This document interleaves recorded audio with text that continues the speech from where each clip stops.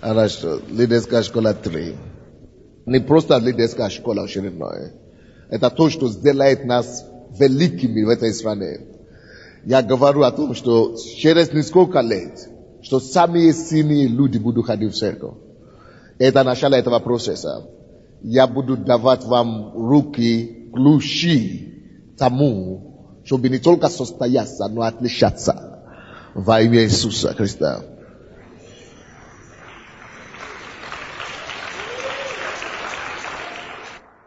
Самореализации в жизни. Как мне реализоваться в жизни? Как мне реализовать себя? Как мне реализоваться в жизни? Как реализоваться в жизни? Как реализовать себя в жизни? Принципы самореализации в жизни. Как мне реализовывать себя в жизни? Друзья, то, что вы должны знать, вчера я проповедовал из Бытие, 1 глава, 12 стих. Мы продолжаем это дело. Откройте Бытие, 1 глава, 12 стих. Бытие 1:12. Принципы самореализации в жизни. Или как мне реализовать себя в жизни. Принципы самореализации. Согласно Бытие 1:12, и произвела земля зелень, траву, сеющую семя по роду ее, и дерево, приносящее чего? Плод. Приносящее чего? Плод. Плод. Так? И следующие два слова какое?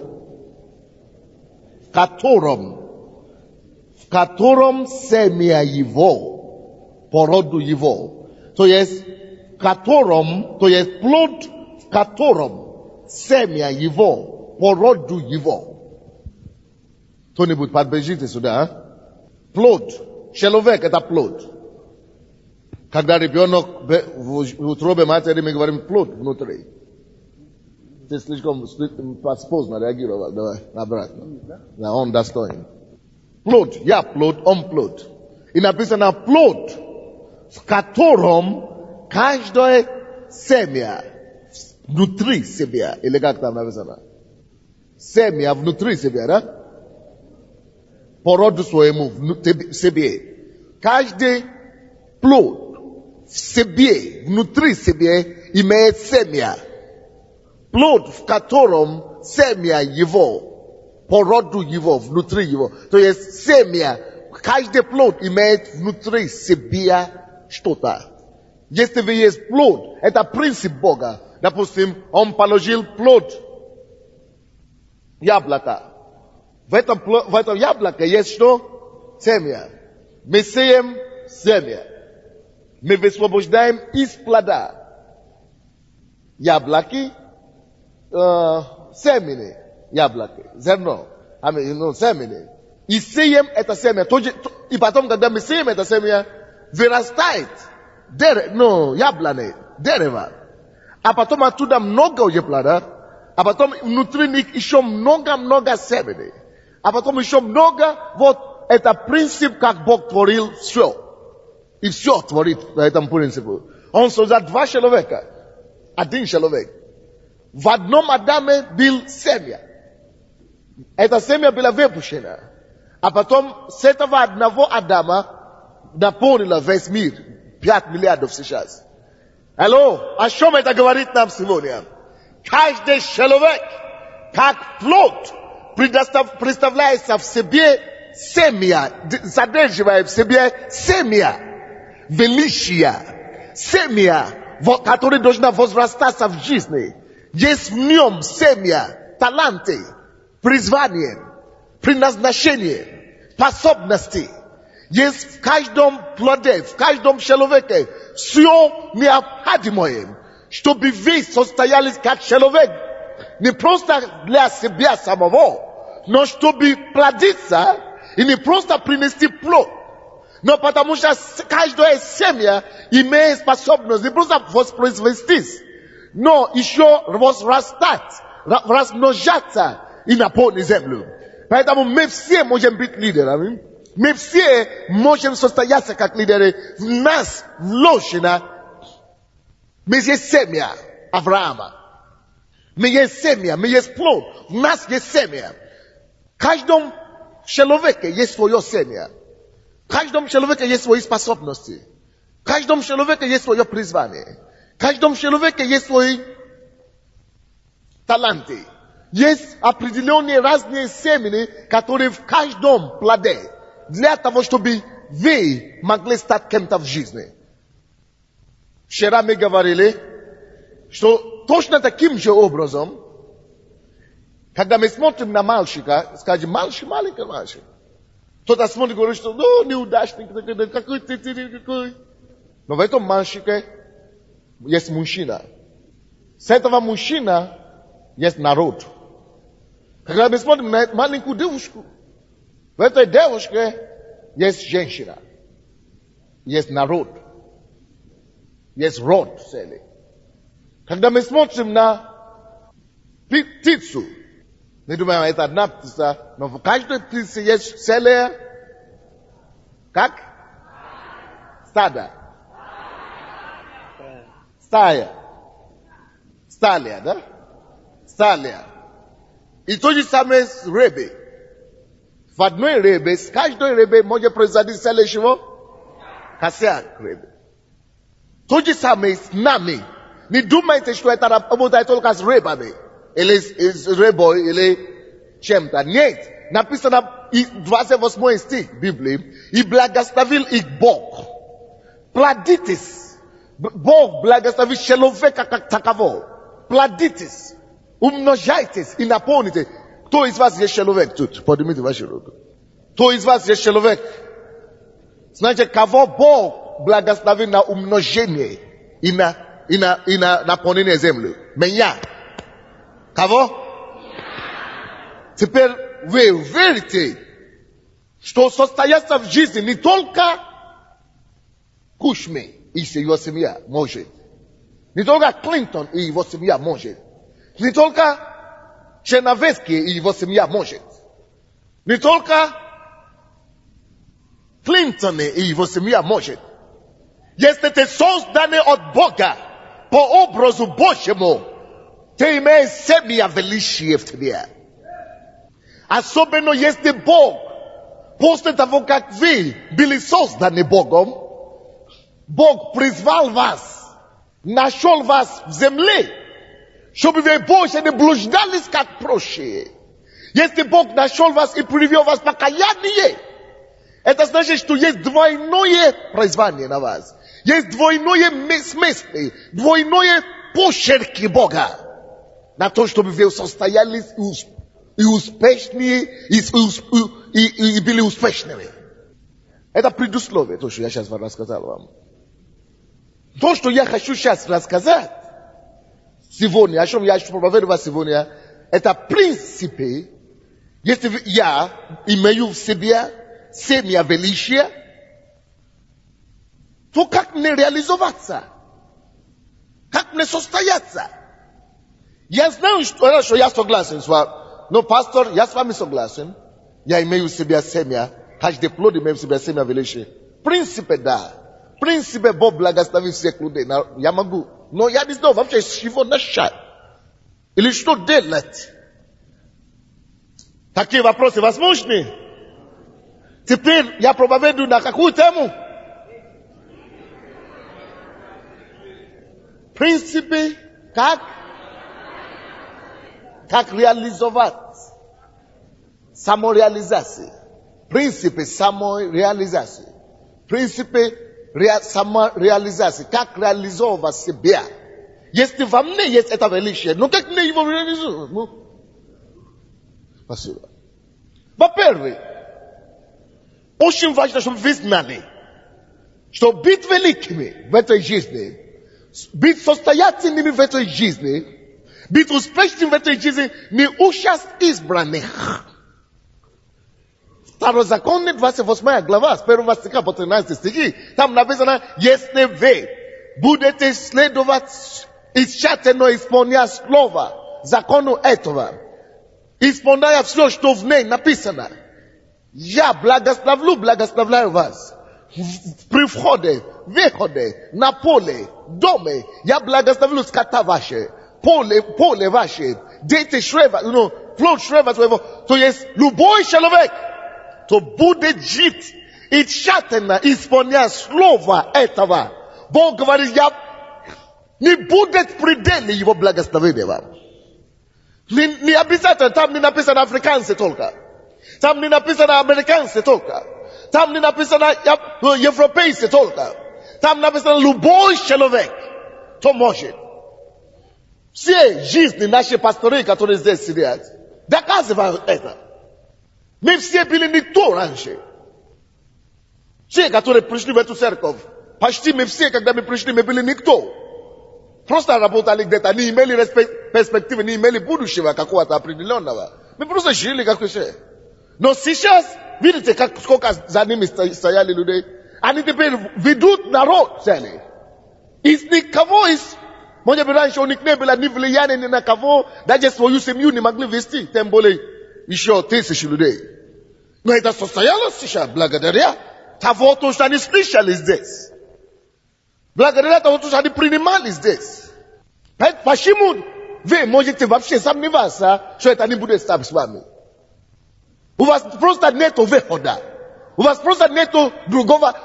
Пока вы будете слушать меня, вы будете обижаться, но я буду говорить. Вы будете рассердиться, я буду говорить. Если вы перестанете ходить, тогда уже вы под отсчетом перед Богом.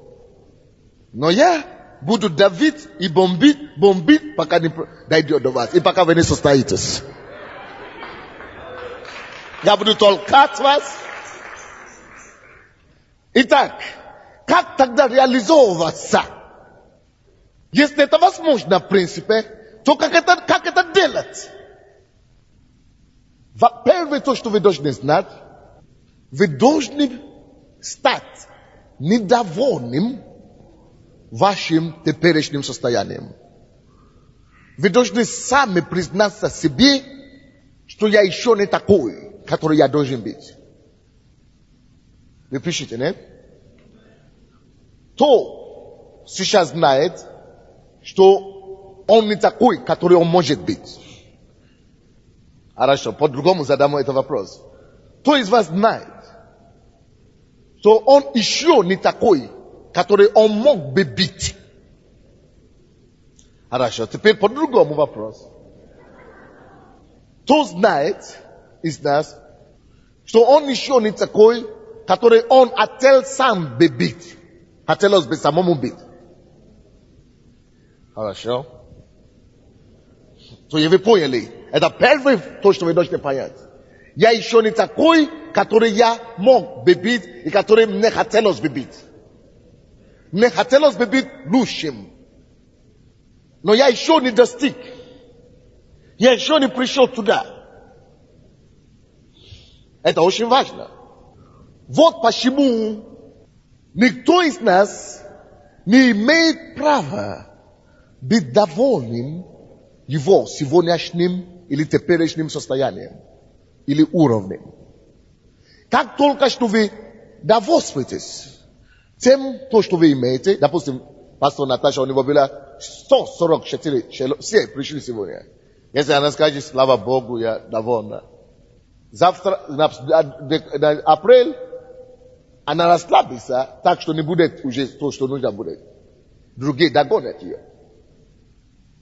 Как только что человек неравнодушный, человек равнодушный тому, как он есть, как он живет, к его уровню, сам человек делает свои похороны, пока он еще жив. Хранит себя, или как мы говорим, хоронит себя живыми. Самодовольствие самим собой, самоудовлетворение с тем, как я есть, это похорон самого себя при своей жизни. И поэтому начало прогресса – это недовольствие с теперешним, сегодняшним состоянием. Это начало прогресса. Как только что вы поймете для себя, что я хочу быть лучшим, я еще не такой, как я должен быть, я хочу быть лучшим, это начало прогресса. Почему? Потому что это есть то, что подбодрит вас, чтобы действовать. Натолкнет вас на действие. Это чувство должно вас привести не в депрессию, но к действию. К чему? Вот почему в Библии нету пенсионеров. Кого нет? Потому что идеи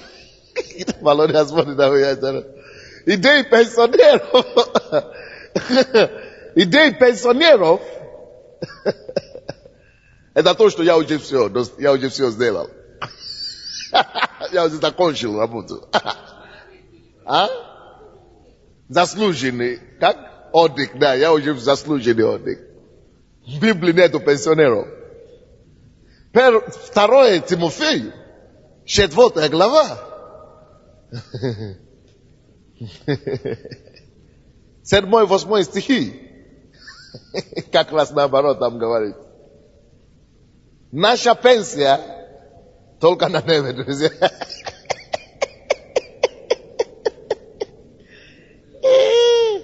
Да. Давайте посмотрим, где заслуженный отдых христиан. 2 Тимофею 4:7.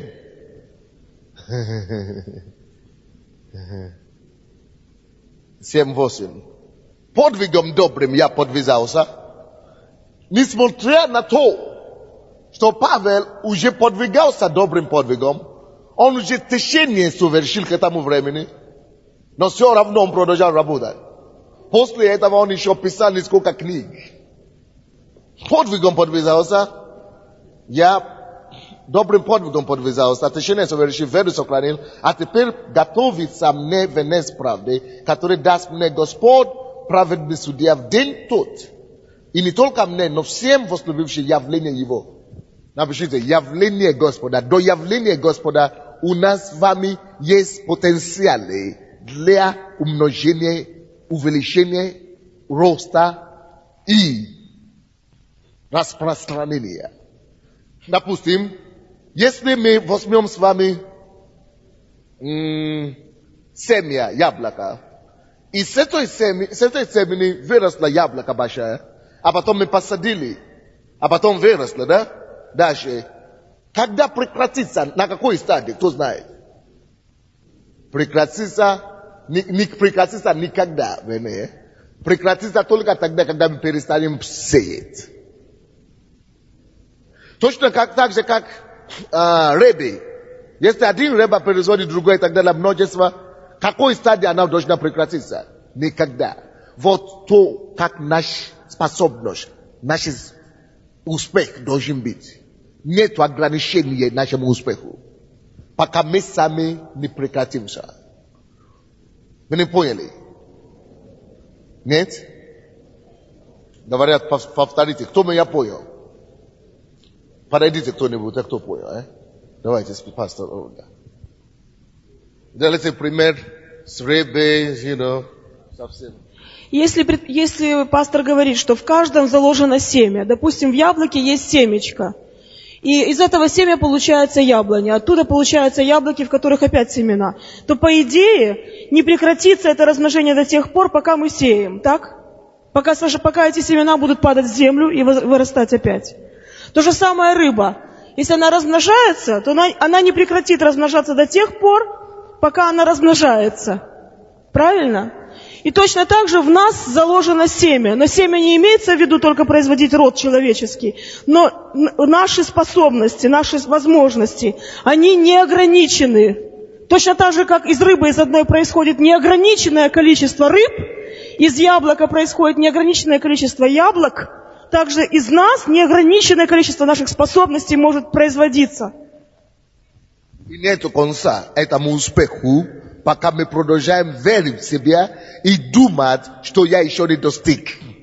Вот почему Филиппийцам 3 глава, 17-18 стихи, Павел говорит что совершенный должен так думать, что я простираюсь вперед, выше почести Христовой. 12 по 14 стихи, я прошу прощения. Филиппийцам, 3 глава, 12 по 14 стихи. Говорю так, не потому, что я уже достиг, почему он так мыслит, что я еще не достиг. То есть он постоянно недоволен свой теперешний уровень. Потому что он знает, что если я буду постоянно думать, что я еще не достиг, я этим могу простираться еще больше вперед. И этим самым умножать и расширять границы моего успеха. Вы понимаете меня, нет? Единственное, что может это остановить, это если либо мы уйдем от Бога, потому что если мы уйдем от Бога, тогда получается, что это то же самое, как мы вырваны из корня. Наша корень, ком Творце. Бог есть наш Творец. Он есть наш корень. Если мы уйдем от Бога, мы вырвали себя из корня. Поэтому рано или поздно мы засохнем, как дерево, которое вырвано из почвы. И рано или поздно это дерево засохнет. Это единственное, что может нас остановить. Второе, что может нас остановить, если мы сами остановимся. Поэтому Павел не может себе такое позволить, допустим. И что Павел говорит, он говорит здесь, говорю так, не потому, что уже достиг, или усовершенствовался, но стремлюсь, вот чувство того, что я еще не такой, как я должен быть, подвиждает нас, толкает нам к тому, чтобы стремиться дальше, тому, кто я должен еще быть. Стремлюсь, не достигну ли я, как достиг меня Христос, Иисус.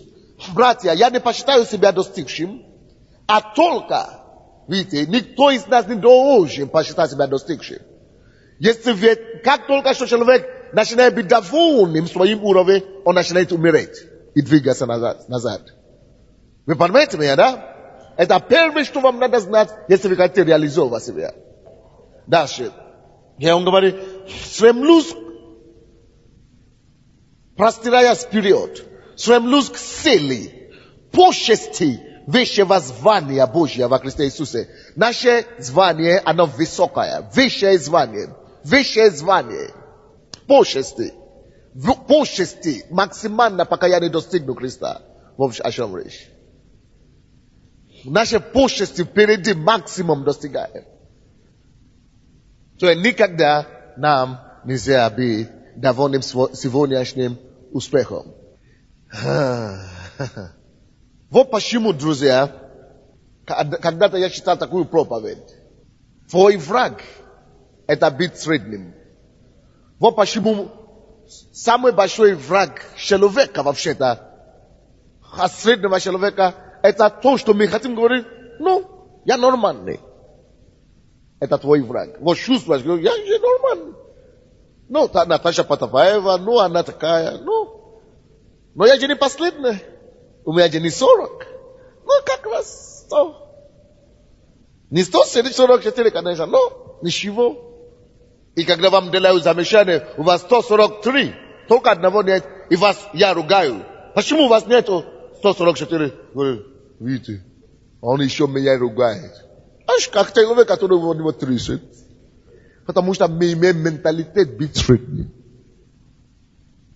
Так что если кто-то вас ругает за то, что вы не достигли максимум, это не ваш враг. Это ваш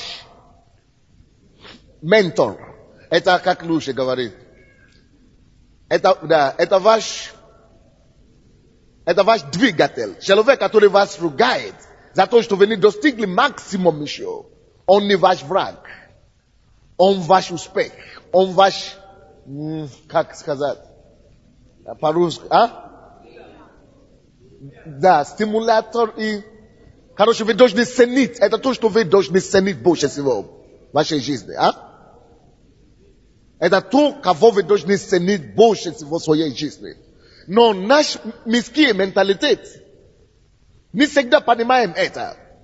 Мы думаем, вот это и он сделал замечание, а у него всего лишь 30 человек, а у меня 100 человек. A oni що ми їздили, там вже не візьом. Я знав, що мене не любить. Написано, кого Бог любит, кого Отец любит, кого Он что?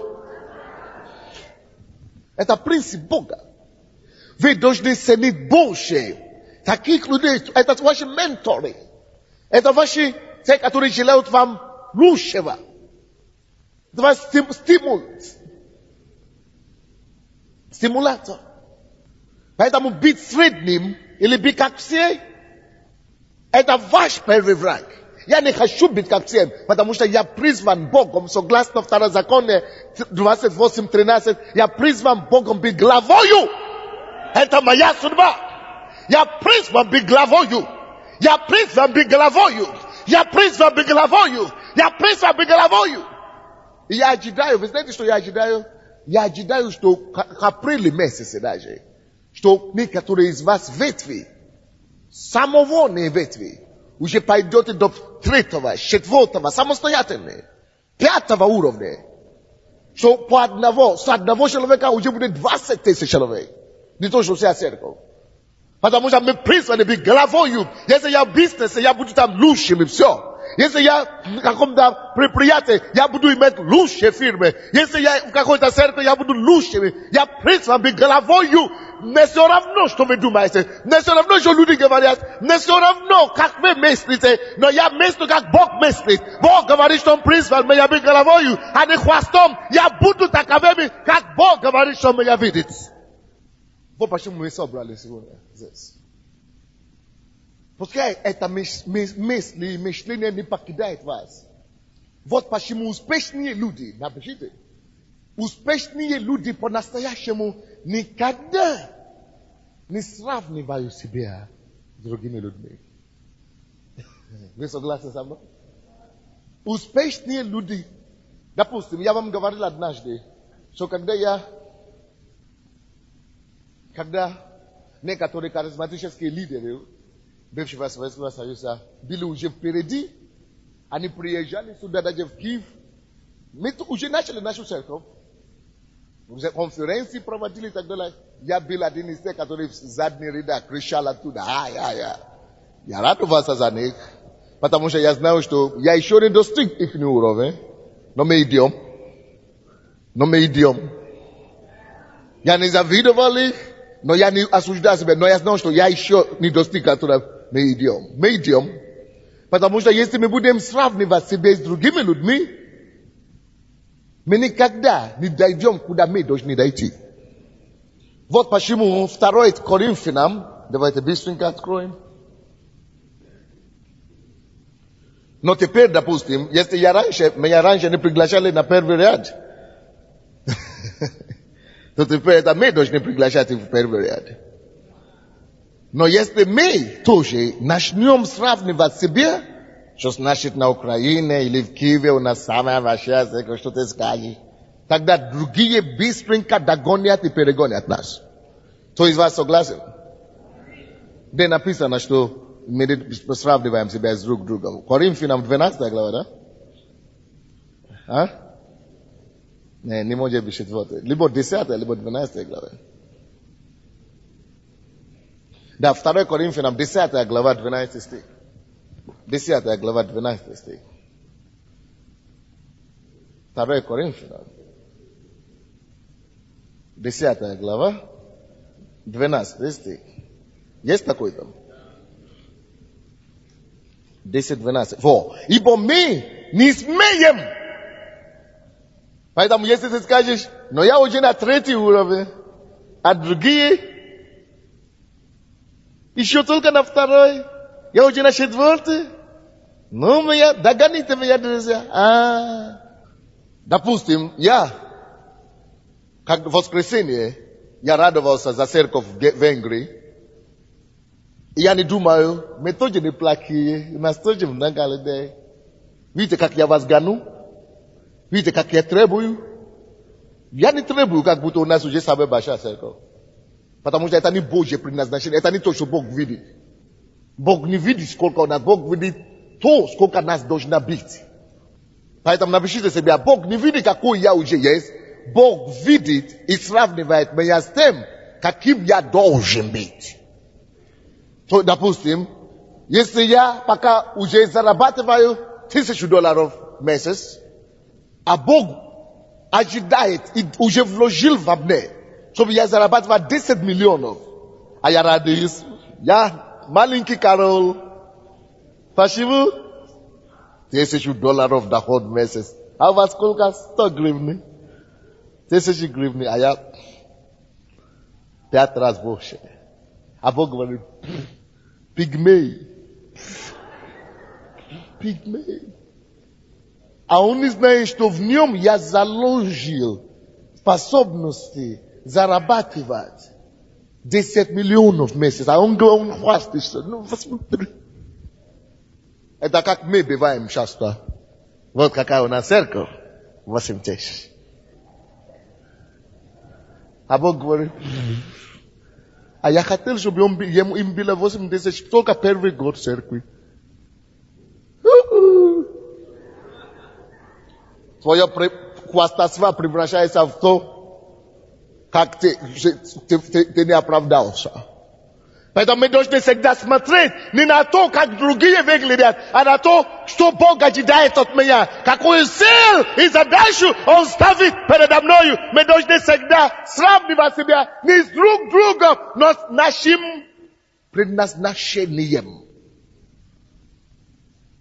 Я говорю, что мы не сопоставляем себя друг другом. Давайте прочитаем это самое еще раз. 10 глава 12 стих. Ибо мы не смеем. Друзья, если вам придется взять такси сегодня домой, у меня еще 15 минут, пускай вы возьмете такси. Но вы должны дослушать эту проповедь, потому что это определит вашу судьбу. Вам нельзя уйти с этой проповеди. Если нужно даже пешком идти домой, нужно это сделать. 12 стих. Ибо мы не смеем сопоставлять или сравнивать себя с теми, которые сами себя выставляют. Они измеряют себя самими собою и сравнивают себя с собою неразумно. Почему неразумно сравнивать себя с другими или самими собою? Это потому что в это время, я, допустим, говорю, мы в Киеве. Наша церковь вторая самая большая церковь в Европе или третья. Потому что даже та церковь в Венгрии, где у них 50 тысяч человек, это после Венгрии. А в центральной церкви и область, и все области как бы 7 тысяч все вместе. Значит, даже не могли бы сказать, ну даже а нас только в Киеве 8 тысяч. Ерунда. Потому что сравнивающие себя с друг другом неразумны. Почему Бог говорит неразумны? Потому что Бог хочет, Бог говорит, он вообще понял все превратно. А я хочу, чтобы вы сравнивали себя вашей судьбой. Своей судьбой. Своим предназначением. Сравнивать. А я хочу, чтобы он сравнивал себя с тем, той силой, которой я его призвал. Тем высотой и вершиной жизни. Тем меркой, которую я ставлю перед ним. А он сравнивает себя с маленькими человеческими мерками. Друзья, сравнивать себя с другими и говорить, что вот я нормальный, я средний. Это похорон.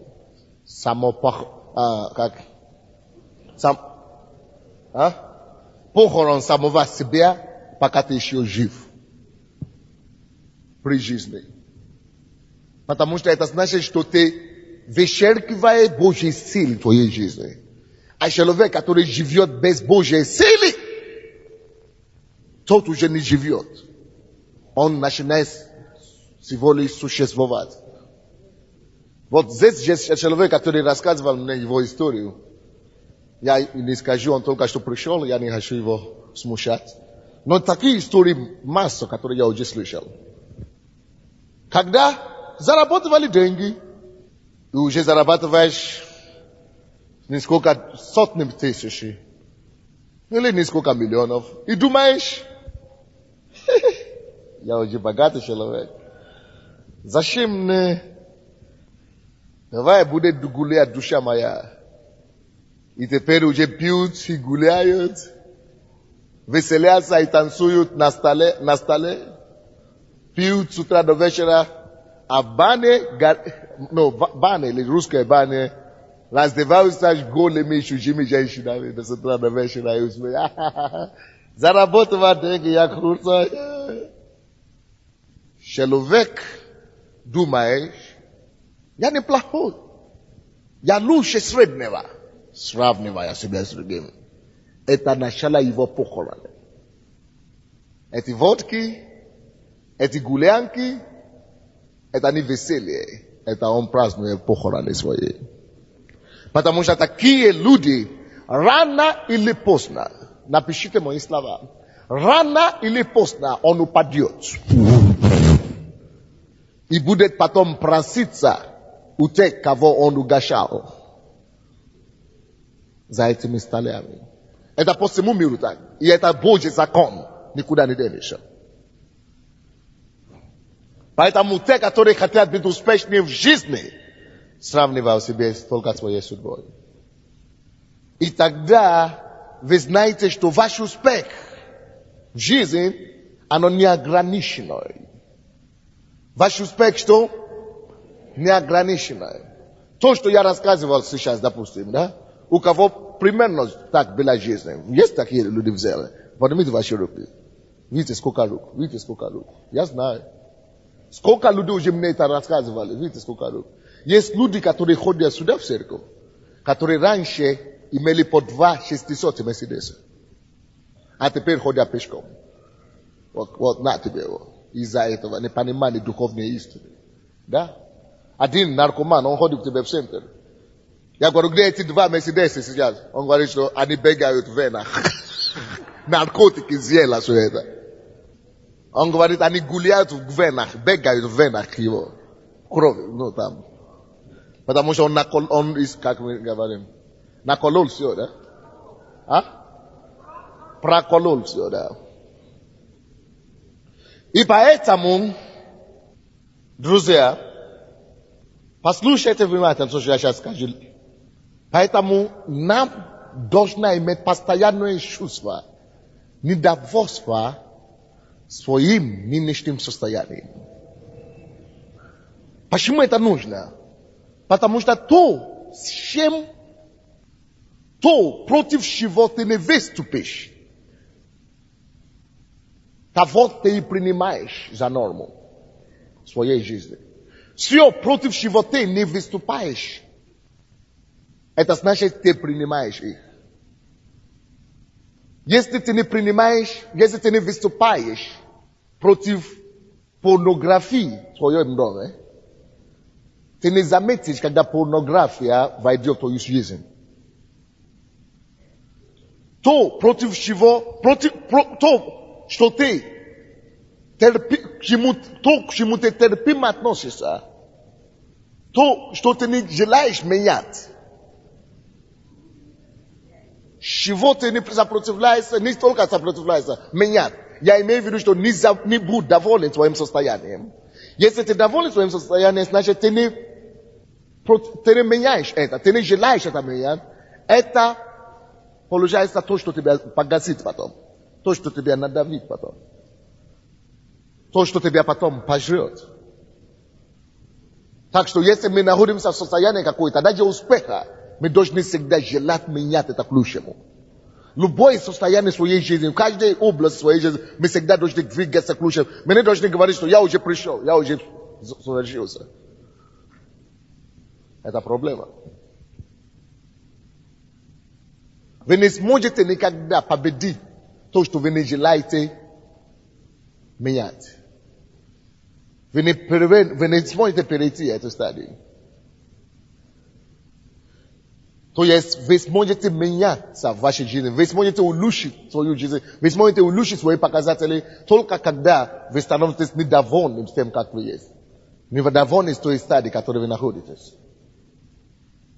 Потому что это самодовольствие становится потом преградой вашего будущего успеха. Получается, что сегодняшний успех, даже если он хороший, сегодняшний показатель может стать может стать врагом завтрашнего успеха. Напишите, сегодняшний успех, сегодняшний показатель может если я буду довольным этим показателем, будет моим чем завтрашним успехом, врагом завтрашнего успеха. Вы понимаете, что я говорю? Поэтому мы всегда стремимся. Поэтому Павел говорит, что я всегда стремлюсь вперед. Конечно, вам всем придется еще взять кассеты и переслушивать, потому что все равно. И поэтому, послушайте, что я скажу следующее. Поэтому, друзья, Бог допускает проблемы, трагедии, кризисы в жизни христиан. Напишите это большими буквами. Чтобы они могли меняться и изменять свой статус-кво. Вы знаете, что такое статус-кво? Кво. Статус-кво. Знаете, что это такое? Это стадия места, стагнации. Статус-кво. Это когда вы стоите на месте. Бог хочет менять вас, передвинуть вас в вашей судьбе. Поэтому напишите также, вот почему проблемы не всегда мои враги. Трудности не всегда плохо для меня. Трудности Бог позволяет порой, чтобы научить нас и проталкивать нас нашему высшему званию, своему высшему, более высокого звания. Вы не поняли? Когда наша церковь была 500 человек, Королева, я думал, ну ничего. Нас 6 месяцев уже 500 человек. Потом все остановилось. 8 месяцев 500 человек. 9 месяцев 500 человек. 10 месяцев 500 человек. Это я очень быстро усвоил этот урок тогда. Поэтому, когда я был на годовщине Троещины, я говорю, что если вы хотите успех, вам надо либо делать шаг веры, начинать иметь 2 собрания, либо что-то другое делать. Потому что то, против чего ты не выступаешь, то, с чем ты готов согласиться и смириться, тот поглощает тебя. Выше этого ты не можешь прыгать. То есть, если ты имеешь зал на 500 человек, и ты доволен, и этот зал уже наполнен, ты на этом уровне, потому что ты не желаешь менять это, перепрыгнуть это, у тебя нет достаточно недовольствия с этим. Вот это тебя начинает поглощать. И начинает меньше становиться. А если ты победишь, ты недоволен с этим, ты еще расширяешь твои пределы, Бог идет с тобой. Вот то же самое здесь. Проблемы иногда появляются. Когда у нас проблемы с властью, допустим, вы помните, когда у нас было 3000 человек, у нас были проблемы, но это повело нас к тому, что мы начали молиться больше, искать лицо Божье. И вместо того, чтобы мы двигались по 1000 каждый год, мы начали с того времени двигаться по 2000 каждый год. Как минимум. И сейчас Бог дал нам, благодаря этим проблемам, после этих проблем, это самое. Проблемы вообще-то это Божье, как называется? Это Божье, как это, чтобы ступенька к высшему достижению. Трудности, проблемы, часто есть проблемы, которые дьявол устраивает. Мы это знаем. Но если это дьявол, мы знаем, как разбираться с этим. И Иисус говорит, что, Библия говорит, Иаков 4:7, что покоритесь Господу, а потом противостаньте дьяволу, убежите от вас. Это не проблема для харизматов. Это только благо все равно будет. Даже то, что дьявол, если мы знаем, как это самое, это все равно тут будет по благу. Потому что если это дьявол, любая проблема, это Божий способ, это Божья ступенька для нас возвышаться на следующее. Это самое. Поэтому, когда у вас есть проблема, вы говорите, что у меня нету денег, надо нечего кушать. Вот ваша проблема. Это проблема. У вас нету денег. Это настоящая проблема. Да, я согласен. Но слушайте сюда. Если вы будете плакать перед этой проблемой, вы будете sink. Вы будете войти тонуса глубже. Тонуса в этой проблеме глубже. Но если вы скажете, Господь, у меня нету чего кушать, что ты хочешь меня учить, что мне надо делать?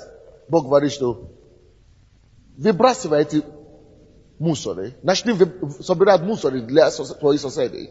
Может быть, это станет твоим бизнесом, с которого ты будешь зарабатывать миллионы. Из того, что у меня нету ничего, ты становишься большим предпринимателем. Когда у нас были эти проблемы больше всего, я думаю, что это то, что больше всего нам помог. Я всегда молился, Господь, я не хочу, чтобы эта проблема закончилась, пока я не научу тот урок, который ты хочешь мне преподать. Это я так молился. Я не хочу видеть конец этой проблемы, пока я не изменюсь до конца, пока я не пойму то, что ты хочешь мне сказать. Поэтому я всегда искал, что Бог хочет мне это сказать. По таким отношениям проблема всегда становится ступенькой для вас. Так, напишите. Я могу превратить все мои неприятности в ступеньку для своего роста. Так что, если вы еще не набрали 12 сейчас, это проблема. Но вот эта проблема, что вы еще не набрали 12, поведет вас к тому, чтобы обнаружить внутри себя, что, оказывается, я могу вести людей. Я буду искать, и когда вы найдете этих людей, это открывает сокрытые у вас способности и потенциалы. Это толкает вас к тому, чтобы думать. Допустим, благодаря проблеме холода, люди придумали куртки и пальто.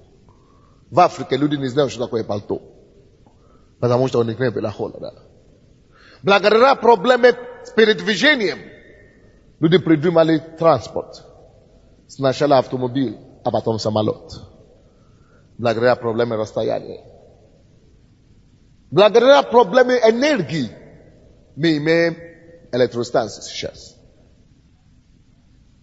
Скажи, проблема это благо. Вот некоторые из вас даже боялись это говорить. Друзья, если у меня нет проблем, я создаю проблемы для себя. Вот все то, что вы видели, что я делаю, это я сам себе создаю проблему. С целью, чтобы я мог перепрыгнуть до следующей стадии. Хорошую проблему, то есть, задачу ставить перед собой. А если ты попадаешь в проблемы с глупостью, тебе надо искать Бога. Он тебя выведет из этой проблемы, но он тебя сначала научит что-то, чтобы эта проблема могла тебе принести пользу, чтобы тебе не повторять эту проблему, чтобы когда ты поднимешься, чтобы ты уже не упал. Так что проблемы благо. Есть некоторые проблемы, которые предназначены Богом, чтобы сохранить тебя то место величия, которое Он тебя ведет. Потому что если ты не пройдешь через эти проблемы и эти испытания, ты бы не знал, как выдерживать на будущее, когда это будет более ответственное время. Вы не понимаете? Допустим, если бы не было проблемы того, что мы с вами должны поднимать препятствия, у нас бы не развивались мускулы. Мы бы стали кем? Мы бы оставались кем? Инвалидами. Если бы нам не надо было двигаться, поднимать тяжести и передвигаться и так далее. Но поэтому это то, что проблемы для нас в духовном мире. Когда тяжести приходят на нас в духовном мире, это развивает наши мускулы духовные. Мышцы делает нас сильными. Вы видите мой вид спортивного комплекса, люди говорят. Да? Мой физик, ну, фигура. Вы смотрите на меня, вы все меня знаете.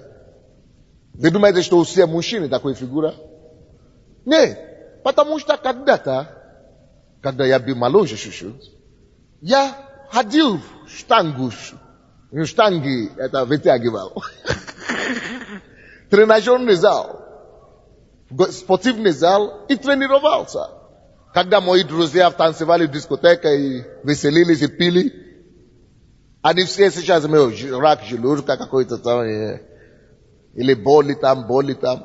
А я протягивался. А потом я начал заметить, что все растет. Что это такое? Мускулы. Благодаря тяжести. То, что правда в физическом мире, то же правда где? Духовном. Или слишком непонятный пример? Я думал, он понятный. Скажите, слава Богу за проблемы теперь. Когда Бог замешает, что мы тормозили. Когда Бог замешает, что мы перестали стремиться к своему высшей почести, Он допускает очередную проблему. Когда Бог видит, что мы перестали познавать Его, мы перестали черпать источник из Него, потому что Он есть источник всего, неограниченный потенциал. Когда Он видит, что мы больше не стремимся к познанию Его, Он допускает очередную проблему, чтобы тянуть нас ближе к себе и ближе к нашей судьбе. Скажи, слава Тебе за все, что происходит в моей жизни, Господь. Друзья, я хочу вам доказать, что это правда. Вы знаете почему? Потому что если бы не благодаря такому способу Божьего действия с нами, некоторые из вас бы не пришли в церковь. Кто попал в церковь благодаря тому, что у него когда-то была проблема? Все. Скажите, что Господь всегда прав все равно.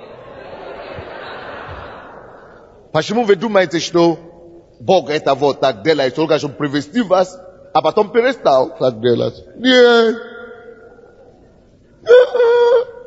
Его уроки над вами продолжаются.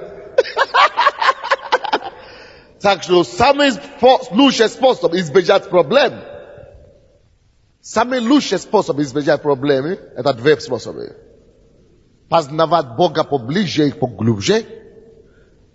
Потому что тем больше ты познаешь Бога, тем глубже ты становишься в Нем. И самый второй способ избежать проблем, это продолжать стремиться к высшей почести. Хотя это не исключает, что дьявол все равно будет стать вам на дороге. Теперь последний пункт, который я хочу сказать.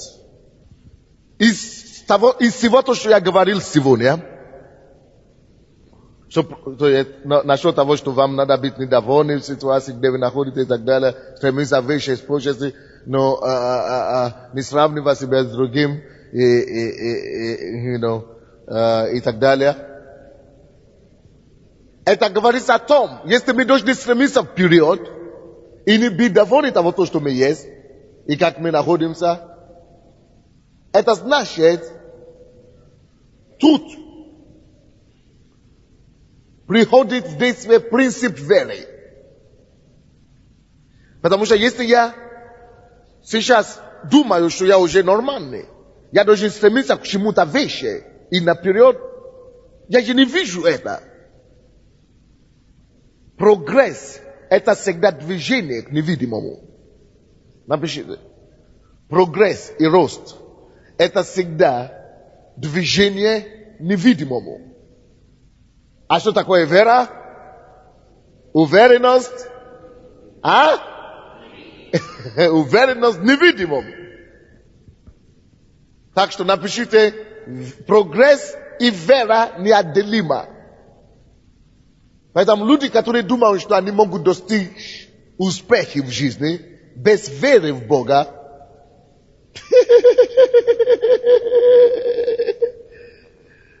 Ich успех. Вы знаете, как это называется? Шариковые успехи. Шарики. Знаете, как? А? Пузыри.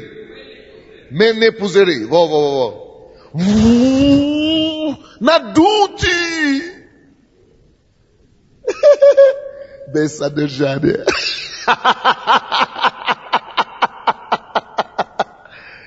То есть вы знаете, что чтобы победить шарик, не надо пистолет. Надо только что? Уголка.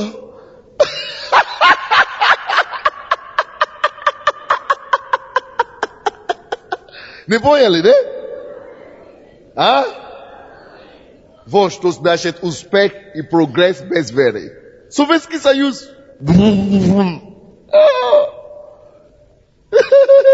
А потом уголки. Они думают, США против нас, весь мир против нас, надо вооружаться. А когда Богу надо было умолять, Горбачев.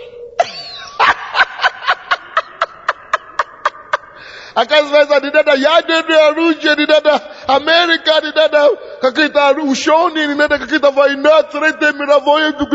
Успокойся. Горбачев маленький. Горбачев. Уголок хватает для шарика. Успех без веры.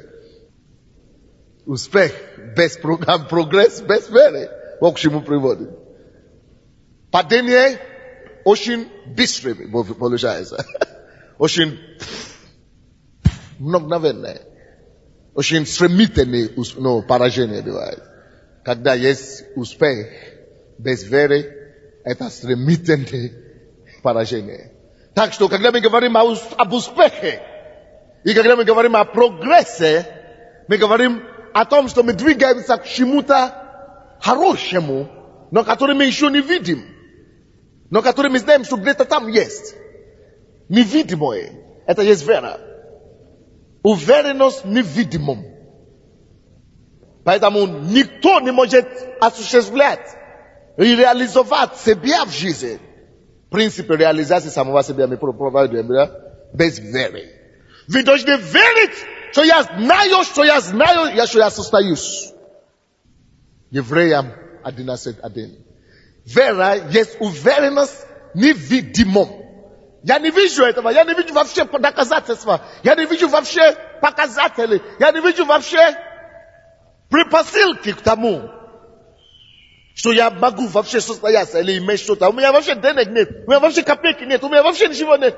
Во, как раз. Потому что если бы это есть, не нужно было бы веры. А успеха без веры не бывает. Или это будет надутые шарики только. Поэтому Бог должен тебя привести к такому состоянию, что ты должен будешь веровать. Когда ты знаешь, что что-то есть, но у тебя нет средства. Когда ты можешь доверить за Богу. Кто-нибудь есть? Поэтому вера, скажите, вера это моя оружие. Моему будущему. Моей судьбе.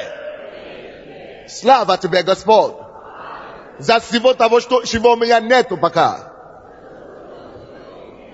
Потому что благодаря тому, чего у меня нет, чего у меня нет, я могу верить. Я могу верить. Слава Богу за того, что у меня нету пока. Потому что благодаря этому я могу верить Богу. А вера в невидимом залог успеха. Слава тебе, Господь. Yes, дайте ему аплодисмент.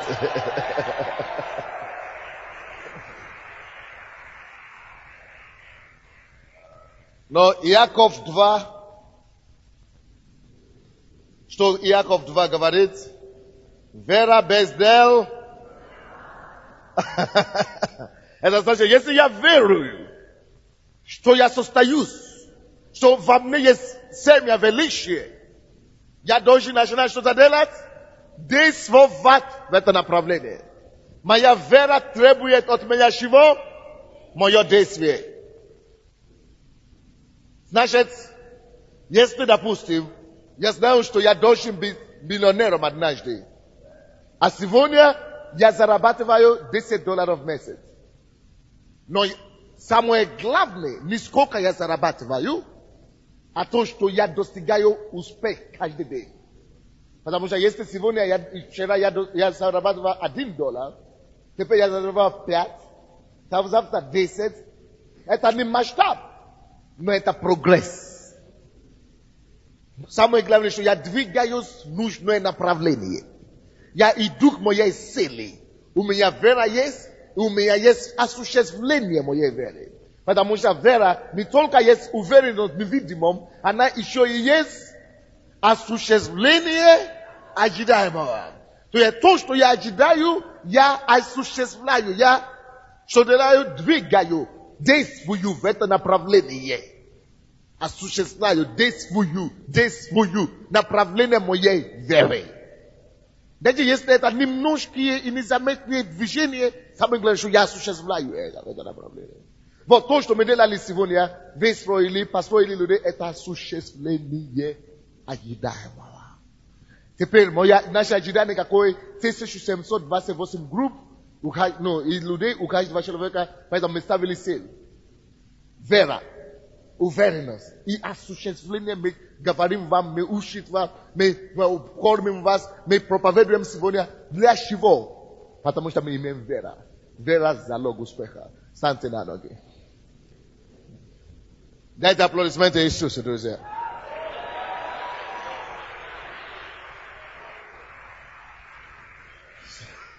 Скажите, Господь, я благодарю Тебя, что Ты вложил в меня семя величия. У меня есть семя величия. Я верю в Тебя, Господь. О, Баба Беликетерия Бахая Лабахоя. Поднимите ваши голоса, Господу. И скажите Богу, я верю в Тебя. О, я верю в Тебя, Господь. Баба Сикетея. Ile boho sekete babo, ile boho liba kavaria boho yala bohosia. Oh, молитесь, друзья. Исповедуйте свою веру. Провозглашайте того, что вы верите. Декларируйте свое величие. Декларируйте свою веру. Аллилуйя. О, молись Богу. Провозглашай то, что должно быть. Провозглашай то, что должно быть. Yes, Lord. Yes, by your spirit you are doing it, Lord. Oh, Jesus. Bele bekele bohosiketaya. Ile bohosikete bolokotobarea. Oh, соберите ваши мысли. Какие твои цели в жизни? Какие твои стремления в жизни? Скажи Богу, я верю в это. Я верю, что я состоюсь. Я верю в это призвание. Я буду действовать. Я буду делать шаг вперед. Именем Иисуса. Я благодарю за испытания. Я благодарю за обстоятельства. Я благодарю за проблемы. Именем Иисуса. Ибо они меня приближают к своей вершине. Именем Иисуса. Я верю в Тебя, Боже. Я не сравниваю себя ни с кем. Я не сравнивал себя с другими. Я двигаюсь вперед. Молитесь, друзья. Сравнивайте себя с кем-то. Сравнивайте себя свое будущее. Не будьте довольны сегодняшним состоянием. Сравнивайте себя своим призванием. Именем Иисуса. Мелебо-лебо хосикетерия баламанда.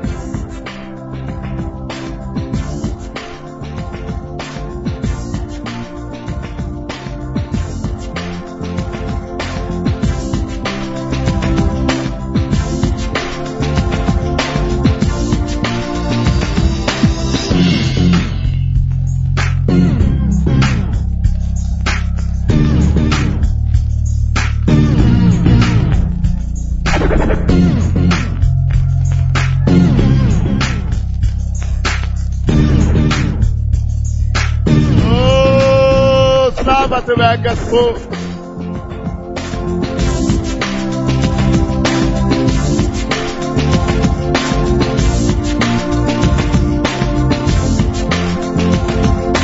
Призовите помощь Духа Святого. Призовите действие Духа Святого. Чтобы Бог помог вам. Чтобы Бог вам приблизил к вашей цели. Чтобы Господь вам раскрыл вам ваше призвание поближе. Чтобы Он подвел вам вечность вашей почести.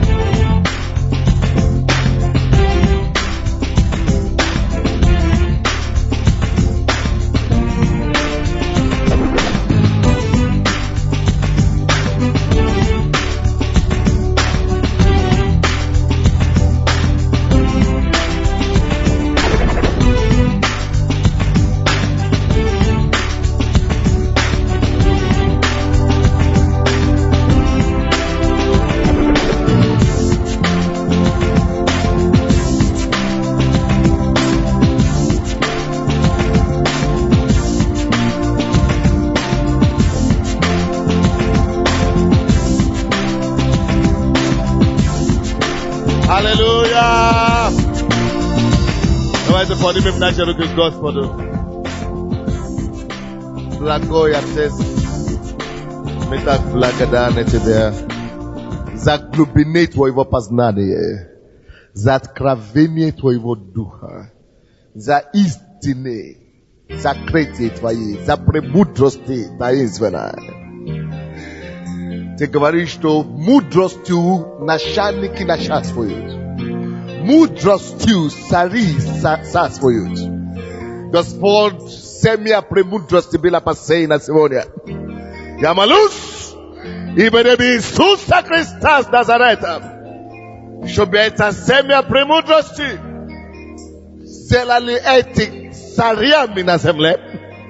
Чтобы эта семья премудрости сделали эти начальниками на земле.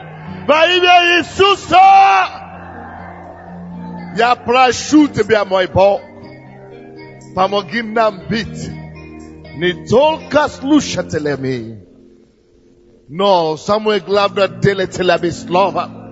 Я прошу Тебя, Боже, пускай эта истина, как она вошла в сердце, не была похищена дьяволом. Дай нам практиковать, упражняться.